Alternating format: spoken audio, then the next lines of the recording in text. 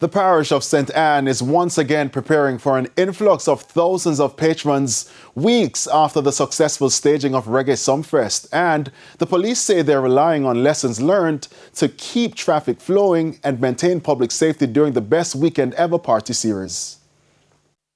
The energy leading up to the 2026 staging of Best Weekend Ever is growing, and already hundreds have arrived in St. Anne in anticipation. On the other hand, law enforcement are also getting ready, but it's to tackle the long-standing issue of traffic congestion and bottlenecks along major roadway. And it appears the police now have a tested blueprint. We already have the platform from the Sumfest, and this is a smaller event compared to Sumfest. And we believe that we did a good job through the Sumfest, and we believe that this event will go without any incident.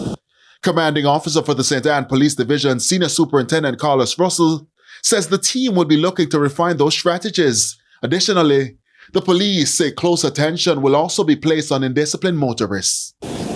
Persons park in areas that are not designated, those vehicles will be towed at their cost, and persons will also be ticketed for various breaches. So we are just asking that persons obey the rules of the police. The plans come amid calls for infrastructure upgrades as the parish continues to attract more entertainment events and other investments. The police, on the other hand, say careful planning and coordination will help to bridge the gap in the meantime. Meanwhile, the success of the police will be determined over the next few days, and with the best weekend ever set to run until Monday, law enforcement are urging patrons to follow the guidelines.